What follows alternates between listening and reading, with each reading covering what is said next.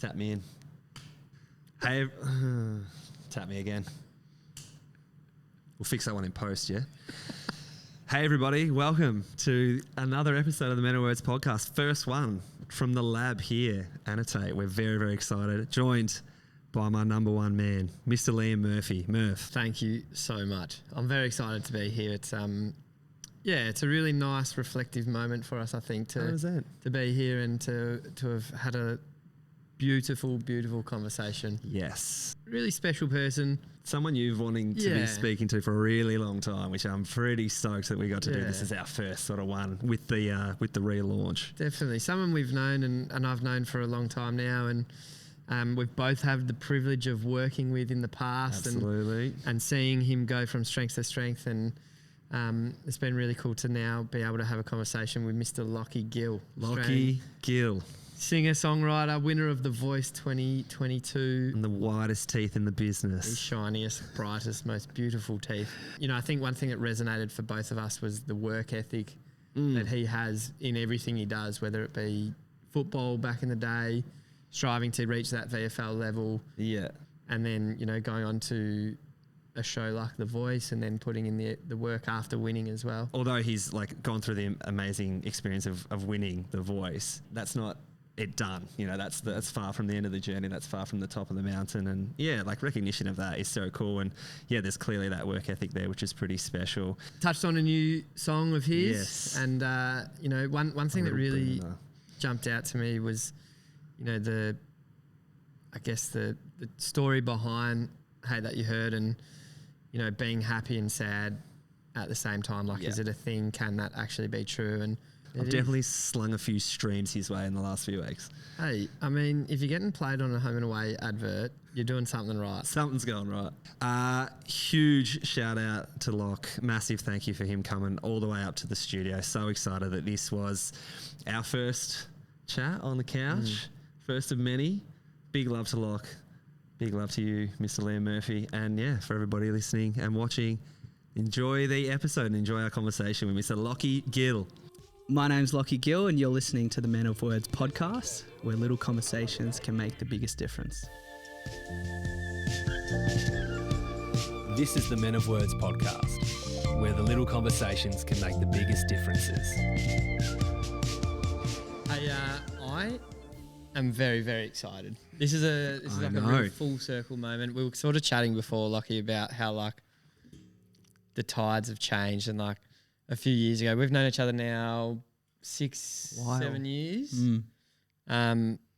Worked together, and then I took the Dickie option and went into the head office role, and then I jumped ship, and then we brought you over to a job we were working together. Yeah, exactly. For a couple of camps, and it's kind of a funny one because, you know, like we've spoken to a bunch of people that we grew up with and that are off playing footy or whatever, and it's been something that we've known them for so long that we've always sort of known that that's what they were going to get to. And knowing you, I guess, back when we first met, knowing you had pipes and knowing you loved singing, but not really, I guess, knowing the drive behind it and the work ethic that you have, it's really exciting and really, I guess, a proud moment. I feel like a proud dad just to sit here and be like, holy shit, we got Lachie on our show, on our pod. You're also dressed like a proud dad at the moment as well. It's my 1996. So suitable. I got it from when I was like 37. It was a great Olympics. It's my favourite Olympics. Yeah. Straight from outdoor ed camp, looks like. Yeah, exactly. You're welcome. But yeah, it's a really, really sweet moment, mate, to to have seen the success you've had in the last 12 or so months, but two, to still see how humble and how grounded you are, and it hasn't really changed you much. So it's nice to be here and sitting on a couch with you, mate. Yeah, I was so excited when you guys reached out to me about this. I'm like, because I watch it, and I listen to episodes because you have some cool musicians and stuff on it, and I'm like, that would be sick because we have known each other for so long, doing different things, and I was like, that would be a cool, special moment for me to come on here and talk to you boys. So yeah, glad 100%. I'm here. Very exciting. Huge. Well, we like to jump in with the question that we're feeling the least prepared to ask, and you probably saw it when we sent you a few of the questions through today, but little surprise icebreaker, which is definitely our most unsuccessful question that we've ever asked. It just never seems to work very well, but we'll persevere. We'll push through. You've set this it up one beautifully actually- here. today. Yeah, Same exactly. as always. No, do you know what? I'm gonna reuse one of my favourite ones because it was a really nice question that I think I asked you, Murph, a while ago. And so for you, Mr. Lachie Gill, what is something maybe besides the aforementioned pipes and your music ability, but what's something for you as Lachie Gill that you find yourself always getting complimented for? Oh, geez, that's a tough one. Yeah, exactly. Actually, it happened the other day, and that's why it's in my head. Yeah. But I saw my cousin that I hadn't seen for a while, and said hello to her and her kids, and she called me up a couple of hours later, and I didn't know why she was calling me, but she started the conversation with, "You've got such white teeth." Just out of nowhere. She goes, "I love your teeth." And I'm like, that is so random. Like, I had no idea why she was calling me. And it sort of didn't really go anywhere after that. So that was the crux of the phone call. I think she just wanted to tell me that. Yeah. So She got in the car after and was like, "See your uncle? See his beautiful teeth?" Exactly. That's what you get That's when what you your brush age and floss. Exactly. yeah, well, I didn't know if it was like asking me, "Have you had like work on your teeth?" And I'm like, I just brush my teeth mate, twice exactly. a day, stick to the routine. So probably that, I'd say. Nice. Yeah. That's a good one. So that comes up a bit. Oh, Yeah. There's worse things. There's worse things definitely, for sure. definitely. It went a direction I wasn't expecting as well. So I'm going to give you a tick for that question. Yeah, success. Yeah. There we go. First one. Nice answer. Must be the They new are couch. good. Look at them. Must be the new couch. It's making the questions Now I'm work self-conscious better. of my teeth. I don't know if it's the backline or these teeth sliding me, but no, that's cool. That's a cool one. Muff, I know you asked me that question a little while ago, but Yeah.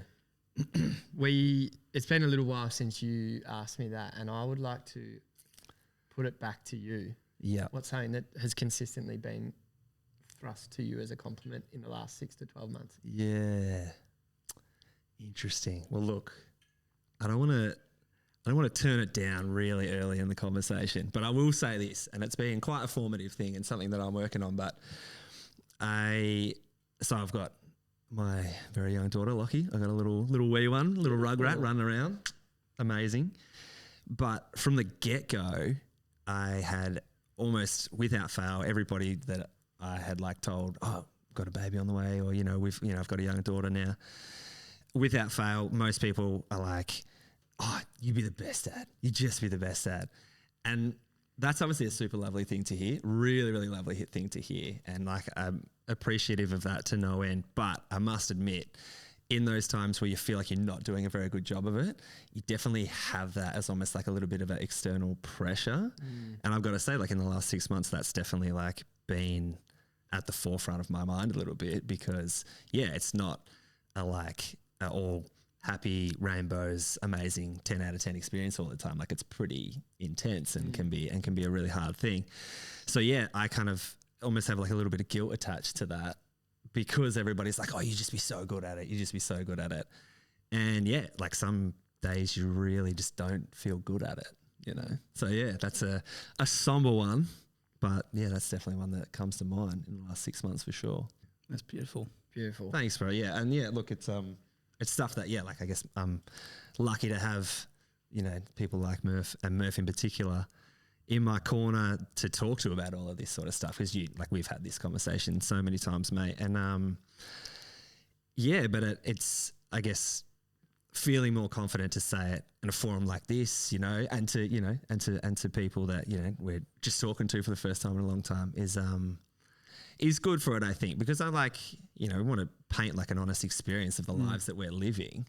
And I think that's something obviously that you having that, having your life be in the public eye as well. It's obviously something that you've really considerate of and like how to be the most honest version of yourself, because I guess if you're not, like, you're going to run out of steam. Like you can't fake it forever, right? Like, and I guess if you can build your identity, around, your true self from the get-go, it's obviously going to make for like a more enjoyable experience for one. But yeah, I guess, a little bit of a... Yeah, I have always sort of thought about that with people that don't do that and just how exhausting that would be. Absolutely. Just continually showing up and not being honest with yourself and having to paint this different picture for whatever reason it is. It's so much easier just straight off the bat, this is who I am. And, you know, it's better if you're a nice person. If you're not a nice person at the courts, it's going to be a bit rough. But, you know, I feel like, on the opposite of that, be exhausting not doing that. That's it. And that's something even like in meeting, I guess, people with this sort of public profile and, you know, be it artists or sports people, whatever it is. And it's like, there's kind of that pressure, that additional pressure of your identity and your life being in, you know, for public consumption to a certain point. And it's like those people that, you know, you see and you're like, oh, that's fake. Like, this is just a fake persona. They're really like trying to be somebody who they're not at the core.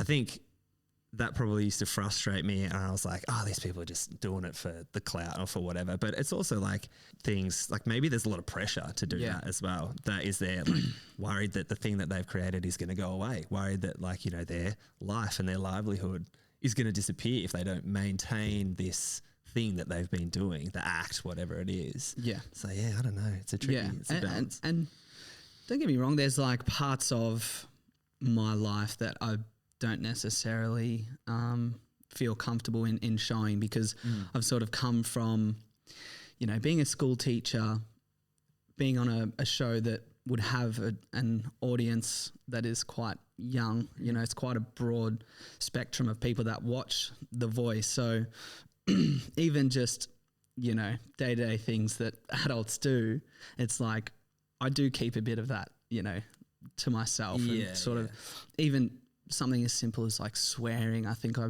made a post where I swore in a caption and had a few people just going like, oh, it's not suitable language for kids on like in the comments and it's kind of like, oh, I do have to think about that a little bit, you know. It's like not exactly changing who I am, but just pulling back these few things to be a bit more appropriate in certain spots. And obviously when you go in public with things, you kind of got to be a little bit careful, but for most part it's like I am who I am and I'm sort of sharing that with everyone. Have you found that switch difficult between like just being like us and being able to just speak and you before the show and being able to just say whatever and do whatever and now having people call you out?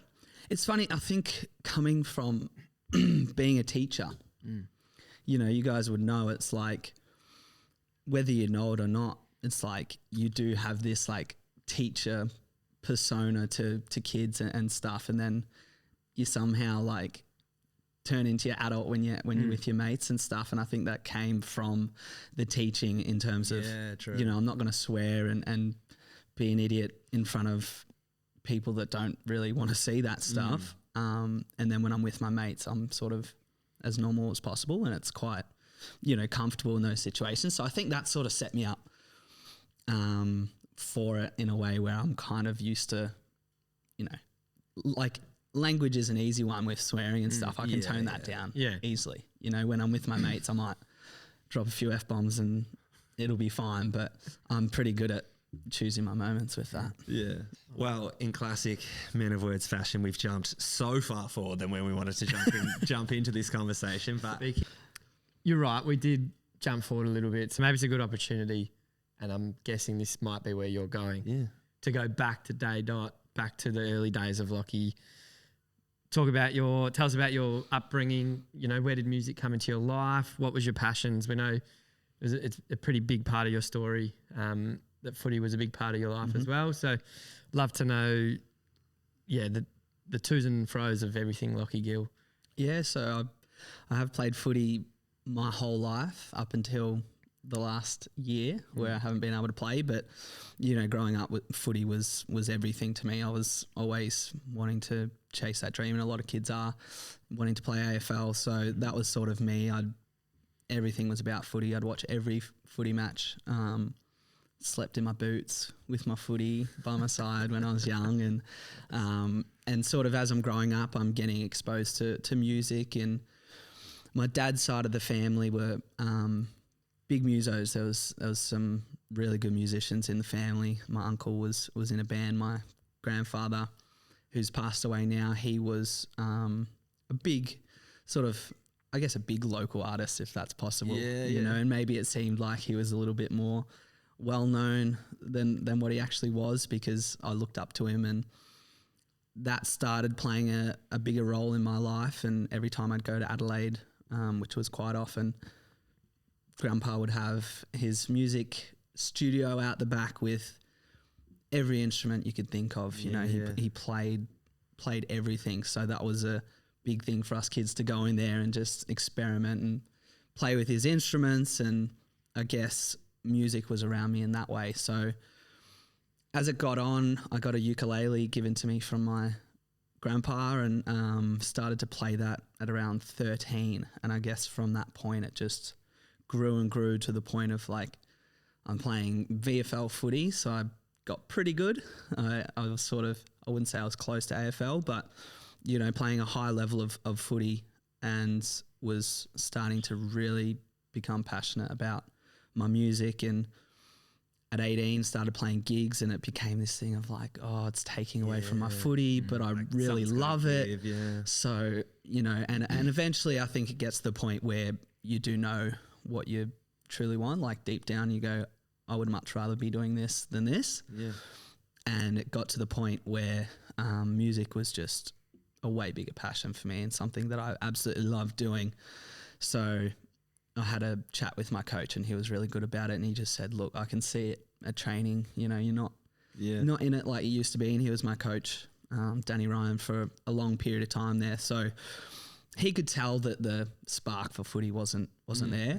And he almost gave me this easy road out, you know, just to be like, we're totally happy for you to go chase that. And, you know, it sort of just like grew exponentially from that point, where it was just like, I'm all into music, you know, no more distractions. It was those 3 times a week of training and a game on the weekend. That was just now like full of music. So it's sort of, had this crazy change on how I was performing and how much I learnt. Like I got better so much like faster just from putting all my focus into that.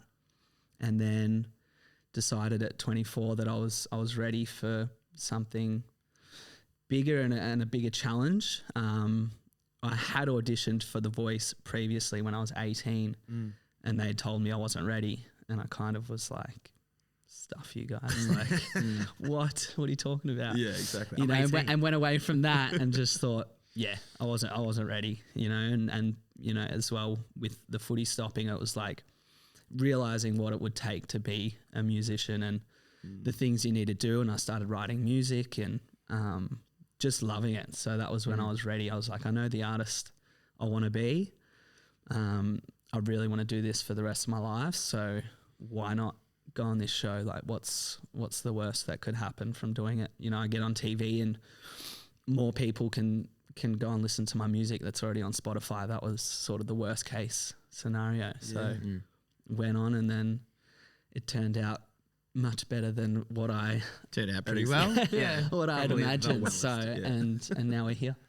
I want to jump slightly back to pre The Voice, and in terms of maybe like the self-talk, the self-belief, one, from being rejected initially, and two, and you know, you said you were like walls up, you know, whatever, like you're wrong sort of thing by the sound of things, but correct me if I'm wrong. But then, you know, from the outside looking in, footy, you're playing VFL, that's the second best league in the world, right? Like it's, you're not far from AFL. And retrospectively looking back, I had dreams of playing AFL, like you said, as nearly every kid does. Yep. If I'd made the VFL, I would have been stoked.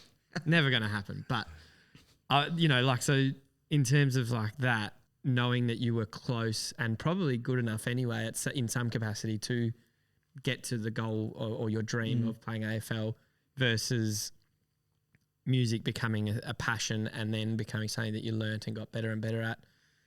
Did you have the self-belief with the music as well? Like, or did that develop? I think it's always been something that I've just had from a young age, and I can't really pinpoint where it comes from. But you know, growing up, I was always that kid that if I wanted to try something, whether it was something small, you know, fishing. Like if I didn't know how to cast a rod, I'd be out just doing it constantly until I could do it. I learned how to unicycle. Like I got a unicycle and I was like, I want to learn how to ride this thing. Like completely random, but it was just something I just spent hours just doing it, you know, and that was always a trait of mine that I could take into everything. And I think the rejection is all a part of that. I think that's, you know, for me, that's one of the bigger motivators because it makes that journey exciting. It's like, all right, I've got a lot of work to do, so I can't wait. You know, I feel like when you're so good at something and it just everything comes to you, I don't think it's as fun, and the wins aren't as special. So, yeah, it's always been a big trait that I've had, just being able to put my mind to something and going, I really want this, and I'm gonna work hard. Because there's one thing saying I want this, and then there's another thing putting the effort in. You know, actually putting the time into because to do it. Like the percentage of people that want it is huge compared to the percentage of people that are willing to do the work. That feeling that you say that you kind of like you get that motivation from the rejection and from the failures and stuff. Can you land there? Like how quickly can you land there after said rejection? Like, do you have a dip on the back of this sort of stuff, or have you just got positivity coming out the wazoo and you can bounce back so quick? I definitely have. I definitely have the. Because if you didn't, I'll be worried. He's not human. So checking for wires. He's a robot for sure. There's definitely that initial period of, God damn it, like why, what have I done wrong, or why aren't I good enough to do that? And I think it's probably my support system and the people around me as well that, you know, make me realize it's not a big deal. You know, everyone goes through those things. Everyone has those moments. And you hear every sports person or artist, when they'll talk about it, they'll say they had this moment where they got rejected, or, you know, in entrepreneurs, you hear those ones where they've tried hundreds of times and just kept pushing. And it's like, everyone goes through it. So I think for me, it's quite easy to quickly switch, you know, my mood and just be like, all right, well, it's a learning point. What can I learn from it? And again, probably comes back to footy, because that was always me. It's like, I loved when coaches, you know, told me I had a bad game and told me why I had a bad game. I was like, okay, I'll learn from it. And then training, I'd smash it all week and get better at that thing. I think it was just something that I loved to do. But it's cool, and you make a good point, because recognition of that in other artists that you are, you know, sort of like aspiring to have a career on that trajectory, and recognizing them saying, oh yeah, like, you know, I've had all these knockbacks and all these failures and stuff, and like, you know, Ed Sheeran talks about writing 1,000 shitty songs before he writes a hit, you know, like. That's such a healthy thing. I've got my own opinion. I've got my own opinions on that as well. Interesting. All right, go. Jump I'm not in. having a dig at Ed Sheeran. No. If you're gonna, you'll be punching up, so I'm sure he can take it. No. I think, and I don't think I can knock him in any way or say that. It's hard. I'm not saying he's record. lying. Yeah. I'm just saying that's just not how I approach music. Like I think. Okay. Interesting. I don't know. I think I know when a song's shit and when a song's good, and I just get rid of it if it's shit. I don't waste my time on it. Yeah, okay. I don't know. Because I guess the I'll paraphrase it, but his thing is like, write shit songs, finish everything, and then eventually, like, you're gonna land on the one, or like a handful of the ones. And so you reckon, like, you? Well, I think there's different ways to approach it. I think 100%. That way, and obviously he's proven that it works. But for me, it's like, I just know when a song's terrible and I'm never going to actually use that song. So I'm like, all right.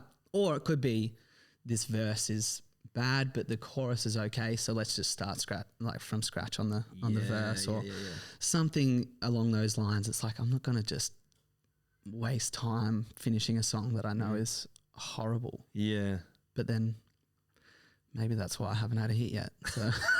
When Debatable, mate, because a couple of earworms ringing in my head in the last few days. I mean, You know number that very 4's much. not a bad little, It's not a bad little hit, supposed to be right? sitting for a not hit, mate. Okay, I'm not doing MCGs yet to 100,000 people. right, but yeah. we're working We'll on it. see. When you do a song with Ed Sheeran, can I come to the first meeting and play this?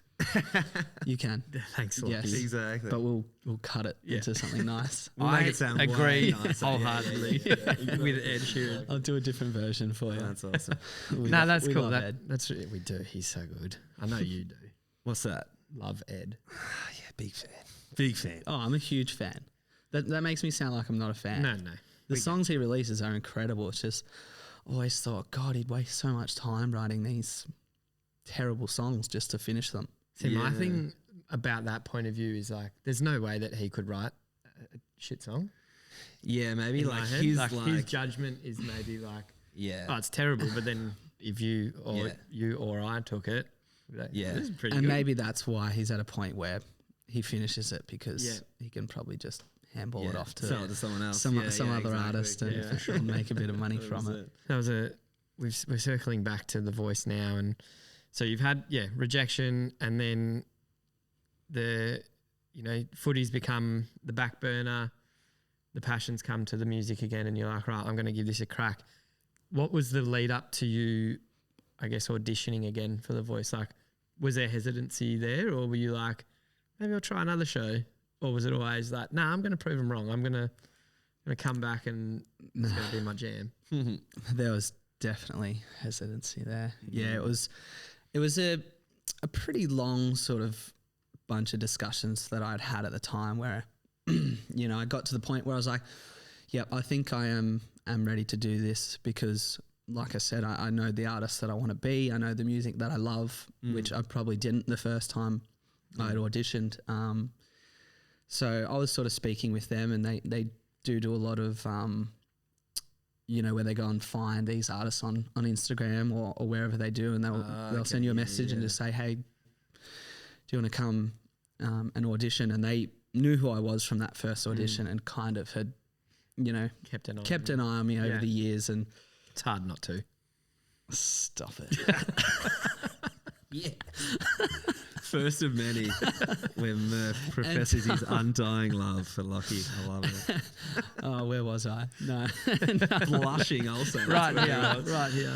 Oh, turn the white light off and going red. And So they were keeping an eye on you, and yeah, so they'd messaged me, and I kind of thought, I am ready, and I went through the process. Still had to do all the process.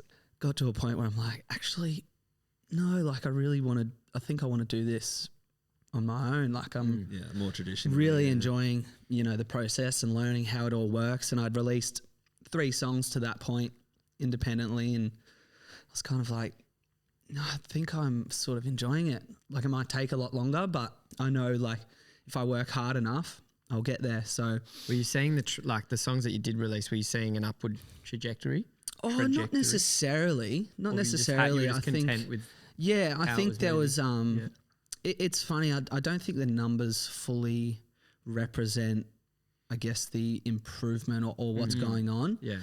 Because I think every song you bring out, someone's becoming more of a fan Yeah. of you as a whole. So you might not necessarily be getting more streams, but that one person that listened to your first song has now listened to the 3 and is becoming more of a fan. So that's always the goal, to get these people on board with you so that every song you bring out, they're going to love it, Yeah. and they'll come to your shows and things like that. So I knew that was starting to happen. And then after doing, half of the application process, I just messaged them and said, look, I don't think it's going to happen. Yeah, I'm sort of pulling the pin. Yeah. And they reached out and just said, do you want to chat to a couple of the producers? And I was like, I don't see why not. Can't hurt having a chat with these people and just seeing sort of what they have to say. And they sort of said, even if it's about next year or whatever. So I jumped on a call with them on a Zoom chat and spoke to them for about 2 hours just about the whole process. I basically laid everything out. I just said a whole bunch of things of like, this is what I don't really like, what why does this happen? You know, can you explain this to me, etc. And at the time, it was hard to distinguish whether what they were saying, you know, was genuine or if they just wanted me to sort of go on the show and do the audition. But I sort of trusted them, you know. They seemed really genuine about it, and that they had everyone's best interests at the forefront, you know, as artists and wanting to kind of put you in the best light. Because I'd heard some horror stories, you know, about these shows, and not necessarily The Voice, but just those sort of shows in general. So I definitely had my concerns, and then eventually I was just like, no, I'm content with how it feels. And just decided, gonna do it. Was there like a little bit of additional confidence on the back of that, being like, they're swinging pretty hard for me to get involved in this? They obviously like something. Did that cross your mind at all? Or you were just kind of like, no, you know what, I like the sound of this. I think it did a little bit. I think I always knew that that's a part of the whole show, kind of how it all works and how they get such good talent on these shows by going out and just getting heaps of artists to audition, and then they can kind of, you know, make the show around these amazing artists. So I still was kind of, I didn't fully take that as like, you know, they really want me, but it was just good to have that chat and put my concerns out and just kind of not stand my ground. It was more just, this is where I draw the line in terms of TV and putting myself out there in that way. You know, I see lots of sad auditions, you know, or they use something to really kind of make this a big deal. And in some of those people, it's like that is a part of their life. So they're going to share that story. And for me, I kind of see it as everyone goes through their hardship. Everyone loses someone. I don't want that to be the thing that defines me as an artist on this show. You know, I want you to use some things that are actually a big part of my life, which is footy and being a teacher. And that's sort of as far as it goes. So I sort of had said those few things to them and just felt confident that I was going to get represented if I happened to make it on the show in a way that I was super comfortable with. So it sort of stemmed from there, and then did the whole process, and the more it went on, the more I just absolutely loved it. Just everything about the show, and it sort of got rid of all those, you know, past feelings of how the shows work, and kind of, got rid of all those worries about me, you know, getting turned into someone else on the show or anything like that, just based on the crew and the producers and how lovely they were. So it's kind of super reassuring, because I guess I'd be in that category of having, you know, I guess like the wrong idea about a lot of those reality TV shows and like the talent show genre. Because I understand like part of it is like people sharing their stories, but I know like sometimes it would feel super manipulative and like a little bit like just kind of really maybe overshadowing like what it was actually about, being like people's talent and like people's, you know, talent as musicians. So that's like, that's like awesome to hear that like you kind of we're in that similar sort of mindset, but we're like, but have enjoyed the experience so much. That's really cool. I wonder like post like winning, and like that is obviously a huge inflection point in your like career trajectory. I want to articulate this right, because this comes with no judgment, and I have my own thoughts. I'm going to answer my own question as well, basically, which is a weird thing to do. But with winning and I guess like, taking that huge leap forward in the way that you did, was there points afterwards that you had any insecurity at all about the fact that it was from like The Voice, like it was from a talent show? And the reason I ask is because, one, I don't think you should, because considering how many people try out for those shows, considering the amount of work that you have to do to not only win, but to turn that into a career that is meaningful and has longevity is obviously an enormous amount of work, and as much amount of work that any musician's going to have to do. But does that creep into your mind at all? Because I just feel like that in some artists like who have been on shows like this before, that I follow and love their music. In hearing the way that they speak about it sometimes, I'm like, I feel like there is maybe some insecurity around that. Did you find that? I feel like it's funny because it was almost one of the questions that I'd asked before I went on the show. And it was kind of, you know, and I sort of knew it in myself before I asked, but I just wanted to ask. And it was kind of asking about the process after the show. Yeah. You know, if I happen to win or the winners, what is the journey after that? Do they, what happens to them? You know, and when you look back on The Voice, it's like, and now knowing some of the artists, they're doing incredible things, but no one's got to that level of being that big, well-known artist. You know, there's the obviously the Australian Idol ones, the early days, Guy Sebastian and Jess Malboy and those types that have done it, but it seems like TV's not as big of a part of everyone's lives, and you know, the audience is just probably not there to create that buzz to make you that person. Especially here as well, I find, like overseas, like in the States, the winners are massive. Yeah. And they go on to have humongous careers as well. But even it's not even all of them all the time, is it really?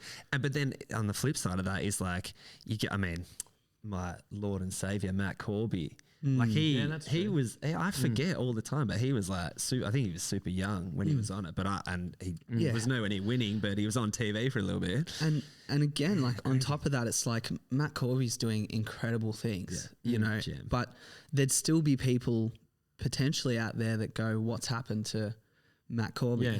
And they don't know that he's producing now and he's just put out an album because he's not on TV. He's not necessarily mainstream. So I think that's where a lot of the stigma comes from and a lot of the judgment is because these people see me on TV, you know, every week for this certain period of time, and then I finish the show and I'm not going on TV.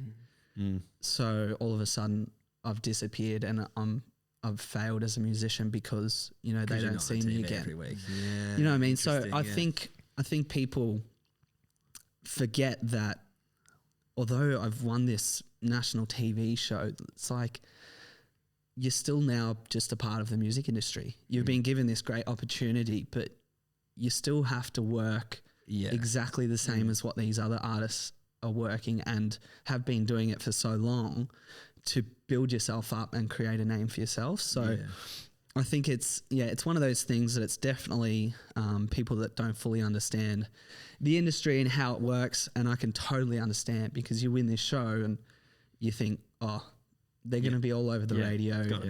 They're going to be huge. They're going to be doing all this stuff. But it's just not reality. It's not the case. I definitely got this big boost of, you know, something that could take years and years to get. And I got it within this small period of the show, but to get to that next level of being super well known and a massive artist, even just in Australia, let alone in the world, takes a lot of time and takes good songs. So it's a step up. It's not a shortcut to the finish line, whatever that is for you. Yeah, exactly. And I knew that as well going into the audition. It was something that I was completely aware of, which is why I was so excited to get to work and why I love working hard, because it's like, it's not going to happen. You're not going to get this free ride because you went on TV. You're going to have to put in the work like everyone else is.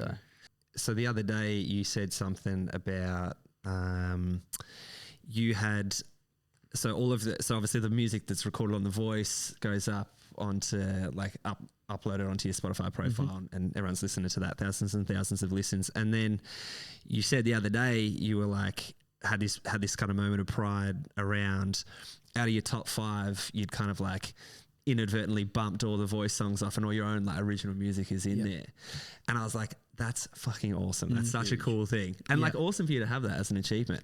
But I must say, when you were like sharing that with your people, like online and stuff, there was definitely this element of like, I'm not saying this in a way to like detract from the voice. I don't want to take away from my experience on the voice. I loved everything about it. It was great and it was so important to me and all this sort of thing. Almost in a weird way, kind of like apologizing for this goal that you had. Whereas in my mind, my first thought is, for one, like most or all of the voice songs are covers, right? So I'm like, that's cool because I get to hear like Lachie's vocal range and him cutting loose on these huge songs.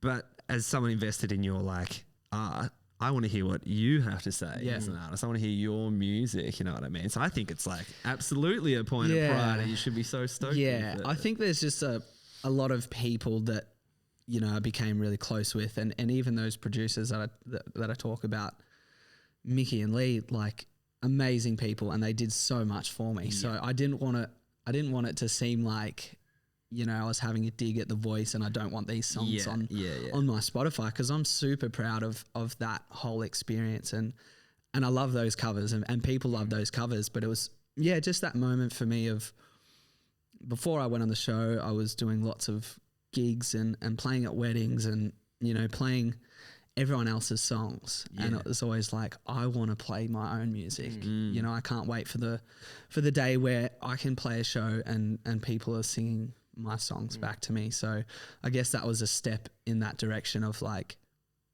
these are all my songs. So you go on my Spotify on your phone, the top 5 songs now that are there are my songs. So it's like awesome. Huge. You know, awesome, a massive moment for me. And I was, you know, explaining it, just kind of going, I don't think anyone will fully understand this, because, you know, it doesn't really make sense of what I'm saying, but just because of all the work that's been put in and I guess my mindset, it was a pretty big deal for me. Yeah. And I guess, like my understanding of it was exactly that.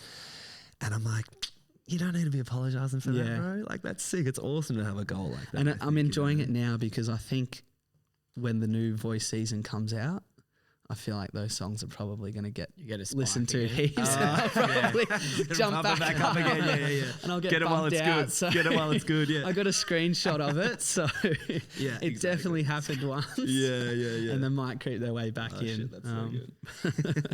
Like talking about your music and speaking about the levels that your music is achieving now. Nice time to talk about a new piece of music that you've released recently, and there was a line in the song, I know it resonated a heap with you. Yeah. Sort of based around like how you can be happy and sad at the same time. I'd love to, one, speak to your new music, but two, also maybe hear about, if you're willing to be a bit, maybe take it a bit more down the vulnerable part of the conversation and dive into the story behind the song. Or I guess, you know, as you know, you listened to this podcast before, we're championing people being proud to speak up. I'd love to hear one, the story behind the new music, and two, maybe if it's a different story, a really challenging experience in your life. Yeah, I can probably hit the 2 birds with one stone, definitely on this song, because that's really what I should say. Hate That You Hurt as well. That's what I'm talking about. I just realised I did not mention the song title, but Hate That You Hurt. I wrote that. I went up to Sydney to spend some time with the Mac brothers, who have done a whole heap of music with, you know, Vera Blue, and I know you've had Keita on the show. Oh, Keita Alexander. Wearing a sock. What an absolute. Wearing a socks. Check. Oh my God. So I went and worked with them up in Avoca Beach. Beautiful part of the world. I think of worse places to write music. I did look at some houses around there, but a little bit out of my price range.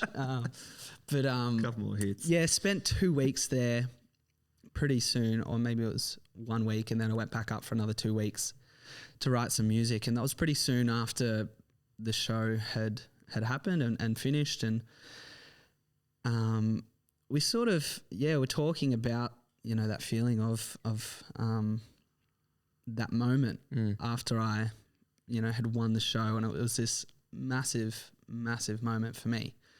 Definitely the biggest thing that had happened in my life. And so obviously I had all these crazy feelings of happiness after that had happened, spending it with all my family and friends. And it's one of those things, you go from this huge high and eventually kind of the excitement, you know, dies off and you go back into the real world of, you know, now I'm back making music and sort of feet on the ground of, oh, all right, there's a lot of work to happen. And it was at a similar time to when my relationship with my partner was sort of starting to show some cracks and wasn't really working in the way that we both wanted, and had sort of finished, I guess, our relationship before I'd gone away, and just spent, you know, the 2 weeks in Avoca just almost completely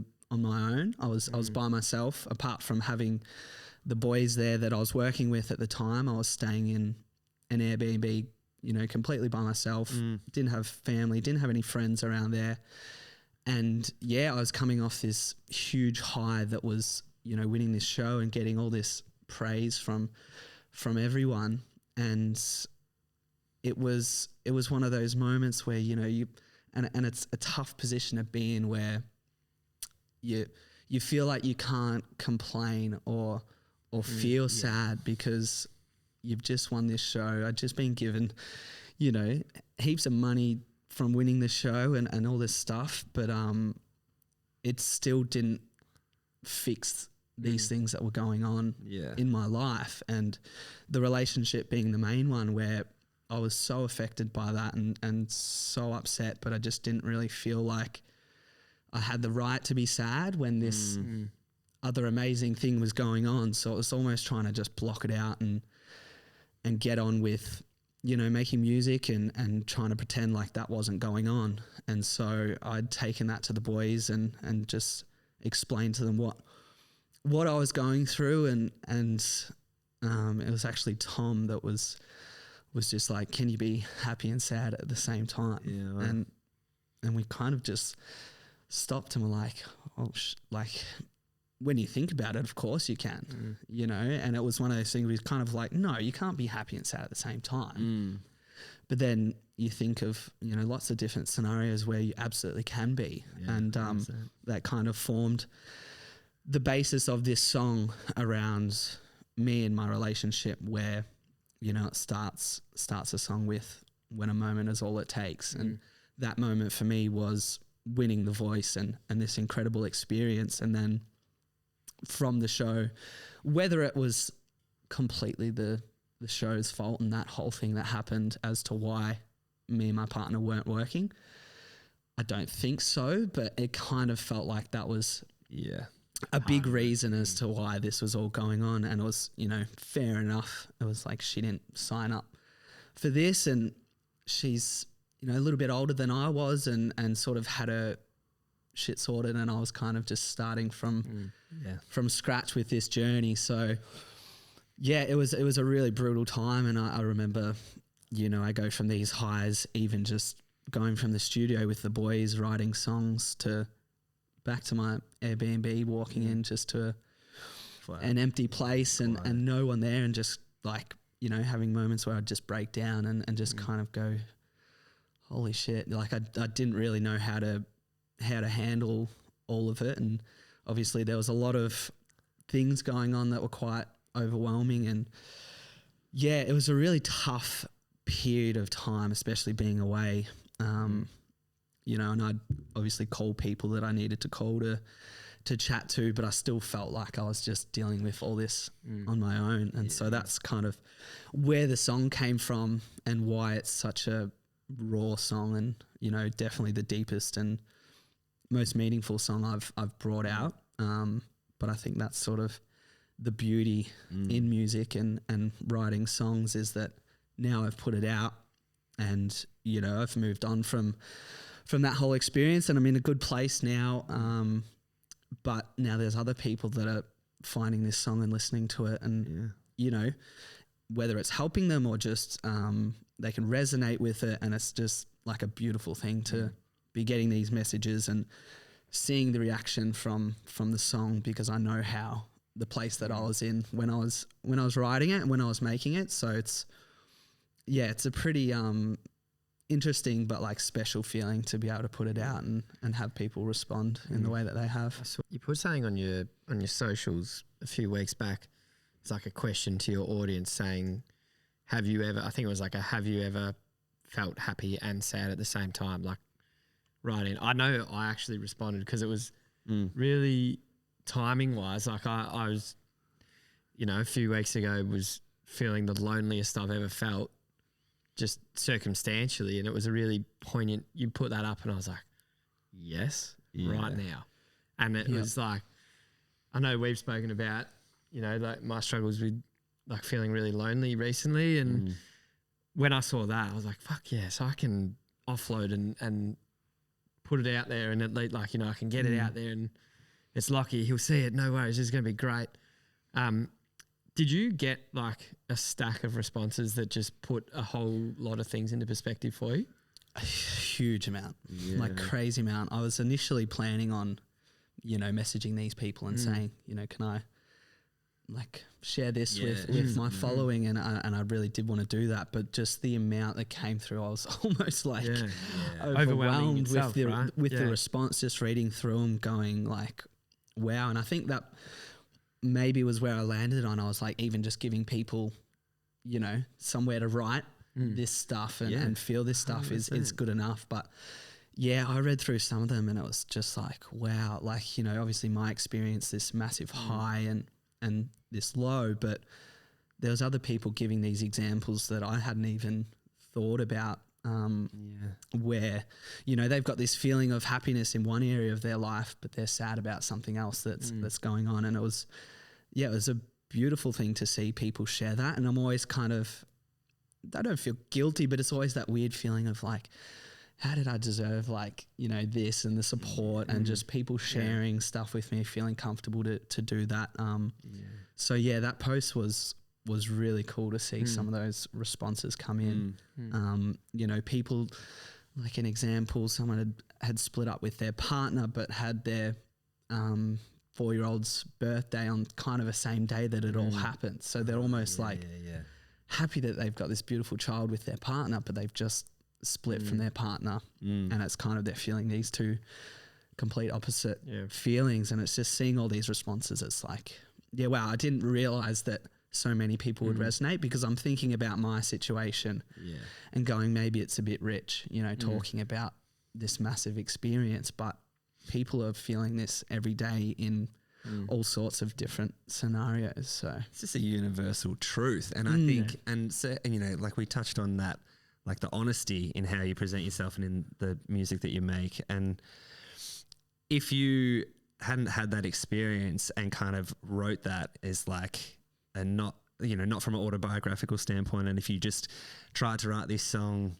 with that theme that you aren't yourself going through in that time, maybe people wouldn't have resonated as much as they did with it. I think they see that authenticity. I think people recognize that in the performance, in like the music, in the way you present it as well. And that's just like, that's you just, you know, like landing on a universal truth that so many people can relate to in so many different ways. And it's funny because like mine is like where it really hit me, and I spoke to you about this, was kind of the inverse, which was I had like, it was like, I mean, I guess it's kind of the same, but I, you know, like an uncle of mine passed away recently, and it was a really good friend of mine. We're just chatting on the phone, and he asked me how I was feeling, because he'd known that my uncle had passed away.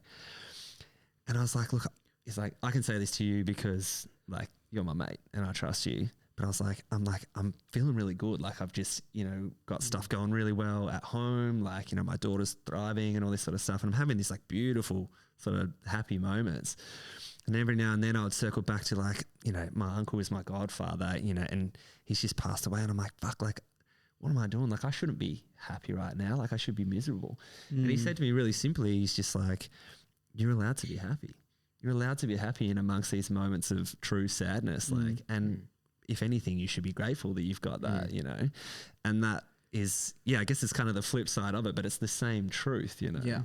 And like I've been really guilty of like enjoying music for music and not really paying much attention and credence to like the words and to the lyrics within music. And that's something that my partner's really pushed me to do in the last couple of years. And I do have these ones that just like sit and just circle my mind for weeks and weeks and weeks, and like that has really sat there and it's kind of like had that impact, which is cool. And and that's not just me blowing smoke because you sit next to me, bro. It's just I like appreciate that. it's it's really it is just that universal truth. And it's cool that you, and I mean, and like what a privilege that you have the ability and like this platform to give people that opportunity to feel that and to recognize that in themselves. It's pretty great. It's so cool. And like, going on what you said, it's like on the flip side, you're allowed to be sad in moments of when you should be happy, and I sort of, and I can't relate fully because I'm definitely not there yet, but those big time musicians and actors, when they might go through this stint of depression or they're upset or whatever it is, and they seem to cop it from the everyday person because you've got being it so like, good, like you're not allowed go on, to mate, like talk about it while you're on your yacht or whatever. But it's like it just because you've got money or you've got success, it doesn't get rid of everyday feelings of sadness and grief and things that go on. So I think on both sides of that spectrum, it's like you're allowed to be sad when you feel sad, and you're allowed to be happy in times when maybe you should be sad. And I think and arguably like success is complicated. Do you know what I mean? Like the more success you have, the more like avenues there are for complications within that success. So it's like I think there's so much like room for like that feeling of sadness and being upset within success. But I guess people like you almost feel like you're not entitled to it as soon as you've got it. And you kind of said it before where you're like, well, like I shouldn't be feeling that way on the back of this huge thing that like, only a handful of people in the world will know this experience and know this level of success. Yeah. But you absolutely can. Anyone's entitled to it, right? Yeah. Thank you for sharing that. That's it's really sweet, and it's really nice to hear. And again, I feel like a little proud. I don't know. It's nice to see you grow, mate. It's really cool. That's awesome. Obviously not the nicest thing to go through an experience like that, and losing, such a strong connection with someone is never an easy thing. I don't know. I feel weird commenting on this because I've been so lucky to have been such a long-standing relationship. So I always feel a sense of guilt when I hear people talking about broken relationships or breaking down a relationship. But it's also weird because I feel like I have been there through a lot of that experience with my friends, and like not talking from personal experience, but talking from learning the lessons that they've learned and hearing what they've said. It's a weird. I always find this conversation about relationships a really difficult one. So thank you for being so honest and it's a big thing to speak, especially in a platform like this where we're putting a microphone in front of you and asking you just to open up. So we really appreciate the openness and the honesty. No worries at all. Love to kind of skip forward a little bit to, I feel like we could talk for another hour, but I think we should maybe start to wind up a little bit. And this is something that I've been talking to about with lots of people recently. I find it's come up a few times, and I'm keen on getting your take. Look, what is something that you do for yourself? And let me say that like exercise is not for yourself. That's a chore. Good. And you can allowed to enjoy it, but that's a chore. And then like, saying like, I just love cleaning the house because it's great. I'm like, that's a chore. That's not for you. What's something that is like maybe, and it can be within music, of course, but like what's something that you do that might not necessarily have any other impact other than it fills the cup a little bit? Yeah, I would say I'd do a few different things for that, but the main one is probably, and it's pretty basic, but just catching up with some friends. I've got a group of friends that I've been friends with, since we were little kids. We all grew up in the same area, riding our BMX bikes, and I've stayed friends with them. They've kind of been the only group of mates that I've just stayed friends with the whole time. Yeah, you know, when school friends have come in and out, uni friends come in and out, and where I'll always be friends with those people, but not in the way that I have this relationship with my friends from where I grew up. So I definitely hang out with them when I'm needing a bit of a refresher. I love playing my golf. Not great at it. No one's good at golf. I don't think anyone's good at golf. Literally no one's good at golf. Well, yeah, trust me, bro. No. People think they're good at golf, but everyone sucks at golf, mate. Yeah, I got good there for a while, but you have to be very consistent. And Yeah, play actually, a lot. I actually have no doubt that Lachie's probably really annoyingly good at golf, I'll say. So I do that, and that, you know, a game of golf, depending on who you're playing with, can take up a full day. If you ever need to pick me up, give me a call because I'll make you feel Absolutely. so good about yourself on the golf course. It's a real confidence boost. Murph's like, yeah, his little stepping stone. I love the ocean and well, not the ocean, the bay.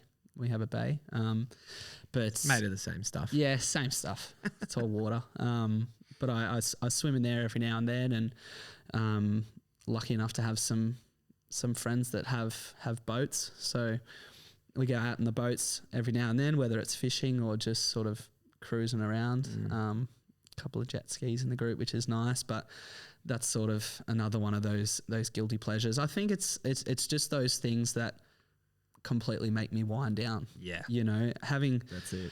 having I guess it's a business now. You know, myself as a musician is a business, and it's one of those things that I don't have the 9 a.m. start and the 5 o'clock finish, and it's kind of similar to a school teacher. It's like you don't fully switch off. Yeah. You know, when it's your own business, and there can always be things that you can do to get better. You never fully switch off. Yeah, absolutely. You know, so although I might not work, 12 hours in a day, I'm probably taking up a lot of that time thinking about what I need to do, or what's next, or how can I get better, or, what's the list of things I need to do. So yeah, those few things that completely make me forget about that are the things that I'll do when I need it. Yeah, 100%. And so that's things like golf awesome and to do. swimming. So Yeah, it's nice to have, and it's good to know. It's good to be aware of them as well. Like, it makes such a big difference having a few of your like go-tos that, and the ability to like recognize when they're needed as well. And it sounds like you do, especially if a big part of it is your mates as well, because I'm sure they're doing their best to kind of keep that in check as well. And yeah, nice to have the support. yeah, That's 100%. awesome, bro. I just like listening, realised how many of them I have let dip in my own life Yeah. recently as well. Like you spoke about ocean, like 2 years ago, I prided myself on doing 100 days of cold water swims at the bay in a row, and I was like, I could do this every year. This is great. And I know, shout out to your old man. He's Shout on. out. What's he up to? I was now? going to say, when you're talking about chores, that can sometimes feel like a chore. There was getting in the water. There were a few days in that 100 that it was raining sideways. When it's like, And 50 knot southwesterlies and you drift that was a from- chore. But And I also don't appreciate you taking away the gym and exercise from one of my answers. I think Yeah. that is absolutely something that you can do for yourself. Yeah, it's just too productive. Do you know what I mean? Like, I want this to be But like you feel so good. cheesels and movies on the couch. Like, oh, if that's the maybe- case, I've let none of them dip. yeah, true. All the really unproductive shit that's unhealthy. Yeah, got it. 2 minute noodles, tick. Sometimes raw, just because I like the crunch. Yeah, Anyway. we got no time for the kettle, mate. Fuck it. No, you can't wait for that. Like, I'm going to put you under some pressure here, and He loves it. we He's built for it. Thrive under pressure. look at him. He's so good. We obviously are humongous fans of a crew called the Resilience Project. I'm sure you're aware of them, being a teacher. Yep. And one of the most amazing human beings that you will ever encounter works there, and his name's Martin Heppel, and he did this phone call challenge back when he came into my school, telling us how easy, like, why don't we just pick up the phone and call a friend and tell them we love them? I don't know if you have your phone on you, but I would love to put the challenge to you, mate, just on loudspeaker up next to the microphone. if you feel comfortable Yeah, enough of to course. Yeah. call a mate, tell them you love them, tell them why you love them, and you know, if they want to have the conversation, maybe just time permitting, I'll call you back later, mate. But we just, you know, is it something you do? Maybe first off, do you tell your friends you love them, or is it more of a understanding? It's funny you say that. I feel like I am probably someone that does it more often than what I know a lot of other people do. I think there's always room to do it more. You know, I think there's this weird feeling around it, and I don't know why it's there, but that weird feeling where you just get a bit off. Like even you telling me that now, I'm sort of heart starting to beat. It's like, why? Yeah. Like these are people that you love. You know, even my parents, who I absolutely love. You know, more than anything, it's. I rarely, you know, look my dad in the eyes and go, I love you. You know, it's one of those weird things, but I'm starting to do it more. And I think being an artist and writing songs, I am a sensitive sort of person and probably a bit more emotional than a lot of other men, maybe growing up with two sisters as well, where I feel like I can be that little bit more emotional and sensitive with the people around me. Yeah. Do you feel willing?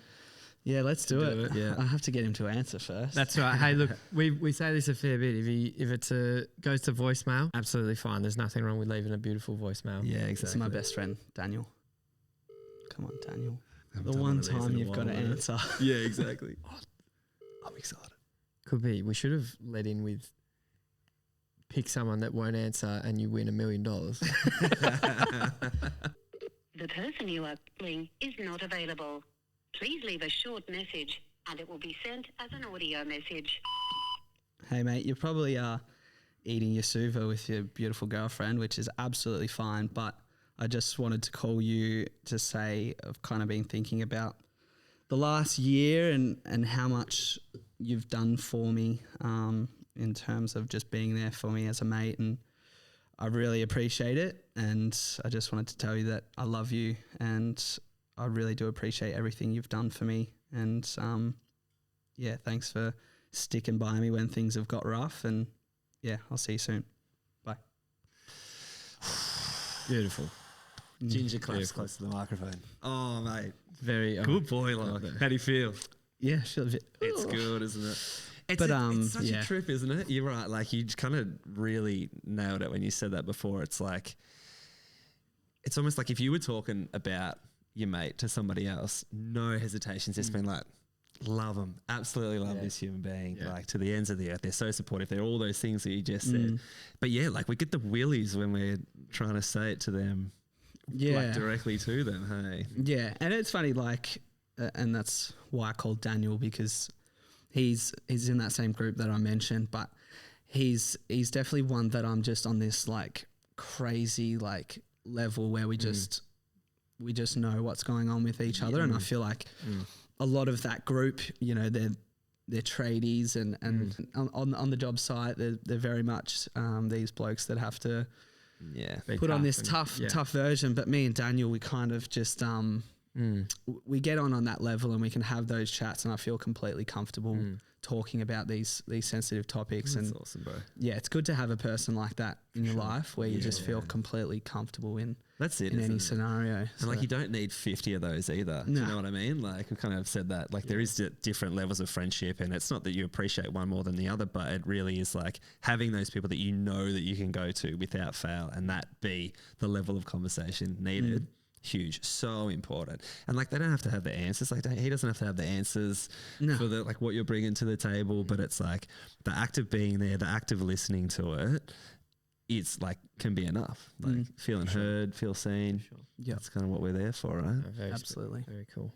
Beautiful friendship by the sounds of things, and I'm really grateful. I want to say to you of our friendship, and you know it was probably a funny one along the way where we were working together and then saw a lot of each other and then didn't see any of each other for a long time. And you've always been someone that has just been happy to chat and to, you know, respond to a text here and there. And I've really valued getting to know you and continuing to know you, mate, and really proud of everything you've achieved and, you know, the growth of one, winning a show and becoming a really recognisable person and figure, and two, seeing the work ethic that you've put into to become what you want to become.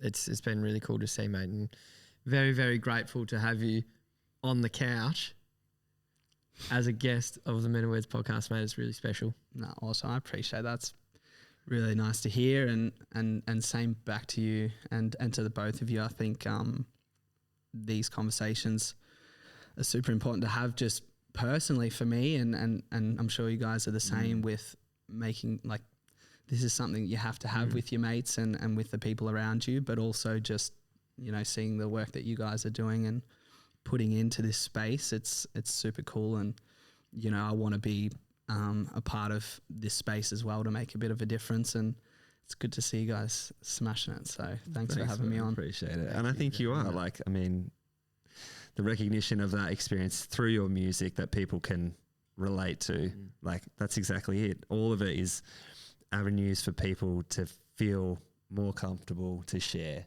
and to be open and honest about how they're feeling. And that's good for everyone. Muff, this is your bread and butter, this little part. Well, and my hands are off the microphones. Mr. Murphy, thank you very much. Another fantastic chat as always. Love you lots. Very excited to wear our little bum grooves into these couches over the next little while. I'm having lots and lots of conversations in here. Very grateful to you, Locke. Grateful to the teams behind the cameras. For everybody listening, this is the Men of Words podcast, where little conversations can make the biggest differences. Click. Click. Done.